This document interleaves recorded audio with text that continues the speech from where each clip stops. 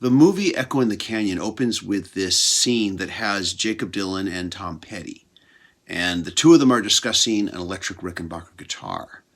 This footage is not that old, and as I was watching it, Tom Petty appears so amazingly vital in these scenes. He is so full of life and passion for music that for a few moments, I forgot that he had passed away recently. For a few moments, he was still with us.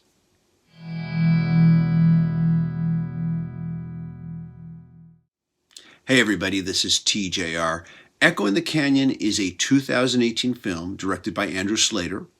The film is hosted by singer-songwriter Jakob Dylan and explores the roots of the Laurel Canyon music scene and the birth of folk rock by examining some of the early bands who helped give rise to it.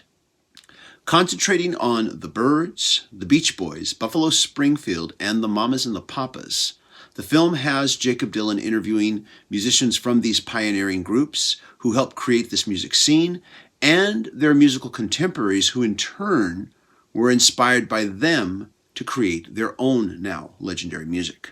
The film includes interviews with David Crosby, Roger McGuinn, Jackson Browne, Michelle Phillips, Brian Wilson, Ringo Starr, Eric Clapton, Stephen Stills, John Sebastian, and Graham Nash, to name a few.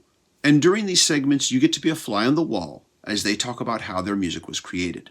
Interspersed within these interview segments are clips of Dylan, Beck, Regina Spektor, and Cat Power poring over stacks and stacks of vintage albums from this period and discussing their various appeals.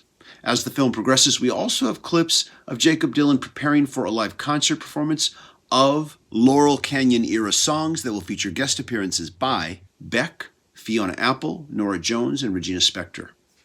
The concert segments show Jakob Dylan both in rehearsal, in the studio recording what will obviously be the film's soundtrack, and the final concert performance. I call this film a compelling journey into a brief moment in musical history that you may only think you know about. So there's a couple of things I want to point out. For the concert segments, it would have been very easy to just concentrate on only the biggest hits from this era. And while some of those hits are there in these live performances, I am glad that they also chose to highlight songs that are equally as good and may also have been hits in their time, but that never crossed over into the current redundant classic rock radio playlists of today. Number two, I realized that this film was just concentrating on the first bands that the filmmakers feel started this musical movement. But it would have been nice if it had at least mentioned some of the artists that also were a part of this scene, even if they followed later. And I'm thinking of artists like Joni Mitchell and Crosby, Stills, and Nash. It's interesting that David Crosby is interviewed for his work with the Byrds, but no mention is made whatsoever of CSN or CSNY. By the way, speaking of CSNY, and I'm referring to Neil Young, it is amazing to see some of the early Buffalo Springfield sequences that feature Neil Young in interviews and just how amazingly upbeat and enthusiastic Neil Young is. There's a vintage interview segment where he appears to be full of youthful optimism.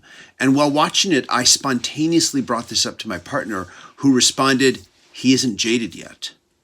The staggering number of musical legends that Jakob Dylan interviews in this film all come off as incredibly candid with him, spilling details about their musical experiences that they have never shared on camera before. And I sense that their candor with him is in large part due to the fact that they are talking to a fellow artist who, like them, has been in it for the long haul and will continue to do so. And therefore, he understands them in a way that most other interviews can't or wouldn't.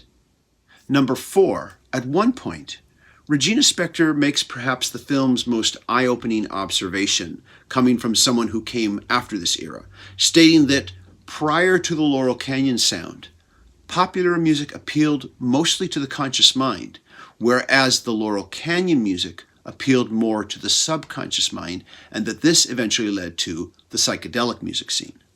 Now, it would be so easy to just keep sharing more of the musical revelations that Echo in the Park shares with its viewers. But I'm going to stop here because you need to hear those accounts for yourself. Because this film will have you thinking about those songs in a whole new way. It might just inspire you to look beyond the hits and take a deeper dive into a musical era that we will probably never see again. Echo in the Canyon is available for streaming on Netflix and is available on Blu-ray and DVD. So have you seen this film? Let us know what you think. Are you planning on seeing it now? After you have, come back and leave a comment. As always, if you like what I'm doing, be sure to click like, click subscribe, and smash the bell notification icon so you can know when I release new videos. Everybody take care, stay safe, and stay healthy out there. Bye-bye.